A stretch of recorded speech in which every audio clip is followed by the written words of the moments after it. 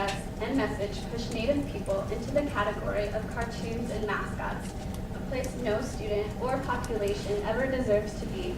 But in today's society, it's somehow become acceptable to teach our culture and heritage. In fact, almost 10% of Nebraska high schools sport Native mascots. To be honest, we wouldn't be having this conversation had the students arrived in blackface, as a recent incident at the University of California, San Diego suggests. There, after students arrived at an off-campus party wearing blackface, administrators released an immediate statement condemning their behavior. This isn't about free speech. This is about cultural competency. It is simply unacceptable to stereotype a population as hooping and hollering moments in history. We are, and always have been, integral parts of this university. It's insulting that our identities be challenged at the very place we chose to learn.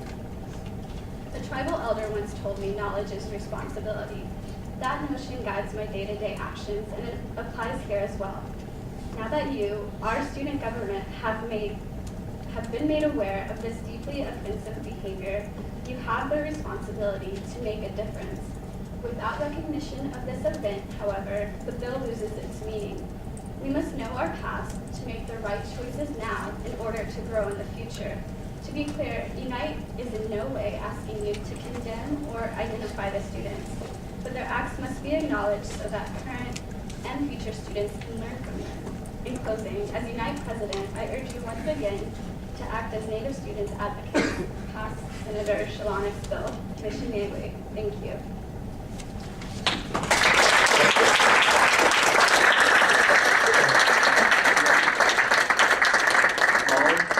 You are not required to answer questions, but if there are some, would you like to answer them?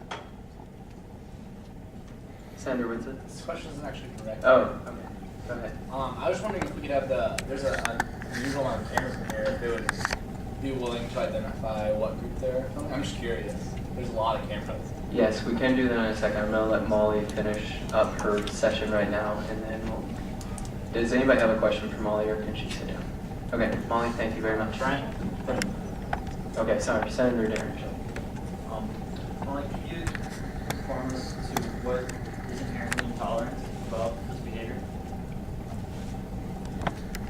For a group of students with no cultural knowledge of our culture and history to wear headdresses and war paint, both of which have very specific meanings in our culture. And there are actually 564 tribes here in the U.S.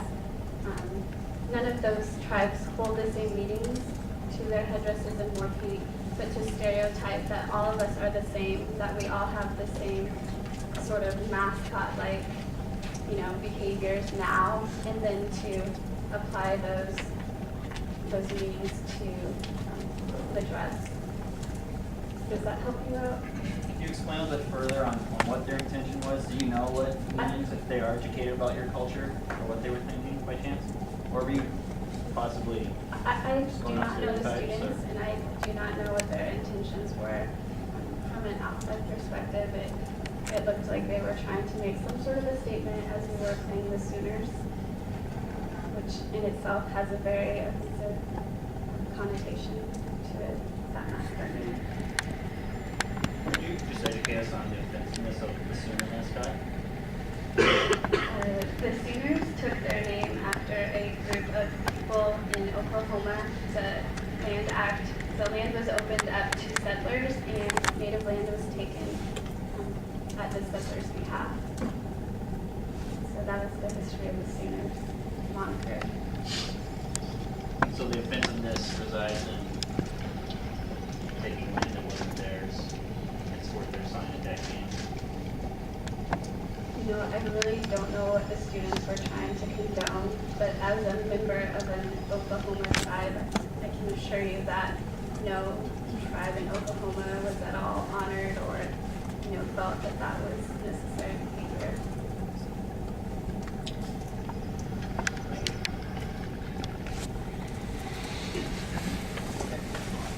I think that... Thank you very much, Molly. Yes, for sure. Yes. We are going to take, we'll actually move on with a few points of business because I don't think that they're necessarily pertinent to everybody who wishes to sit in here. Senator Woodseth. Yeah, I just. Okay. Again, I don't think that we require anybody to identify themselves, but if you would be so courteous, that would be helpful. So. Hey, Brian. My name's Brian as well. I'm the president of an RSO in United. We came here last semester. I've been filming every meeting except for 2. So I hope I look familiar. You look familiar to me, so yeah. Thank you, Brian. Yeah. Matt. Hi, I'm from the Daily Nebraska. We're streaming second live. It's the first test in our Deal in the Future thing. Thank you, Matt. Sorry, I don't know names. I'm Shannon Smith. I'm also with Newsnet, Nebraska. Okay. Thank you. I think that's all the cameras. We already have it covered. Senator Woodson. Thank you. Okay. Yep. Senator Shalonic.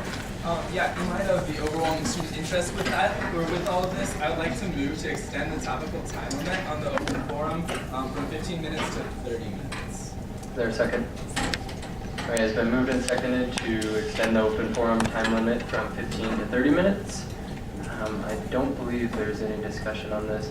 Riley, I should have checked this before yes. Can I ask a question? Send yes to me. You may. Yes. What is the time right now? How much have we spent? About 4 minutes. Actually, about 6. I didn't start it right away.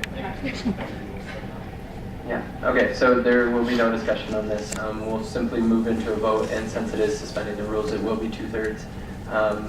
And all those in favor, please raise your right hand.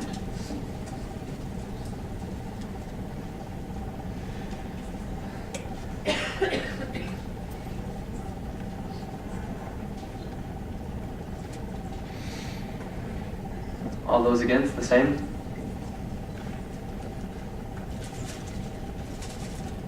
And all those wishing to abstain, please raise your right hand. Okay, motion passes. Okay, I think we're ready to go again. Marlene, are you comfortable with the room? Thank you. If you would like to have a chair that's standing or sitting on the floor, there's plenty of room back here, so. Thank you, everybody in attendance, for bearing with us as we deal with a lot more people than we typically have here. So, with that, we will move to Sarah McHugh with MASA, if you would like to approach it.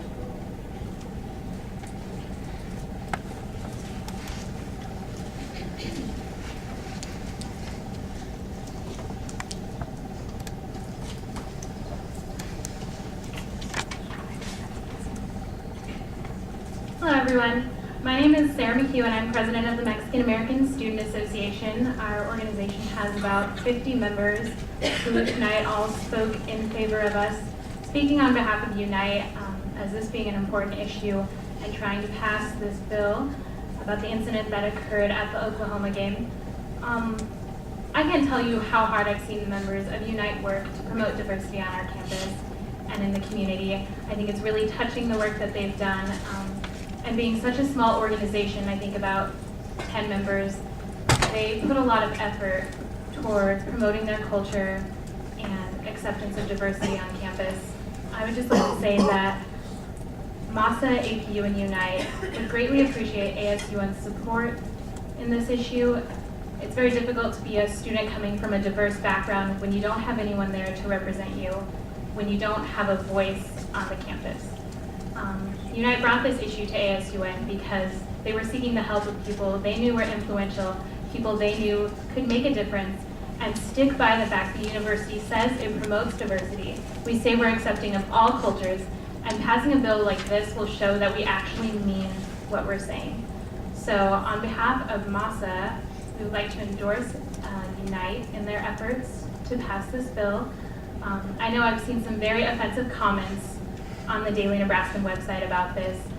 There's been a lot of discussion in UNL's Culture Center about the issue.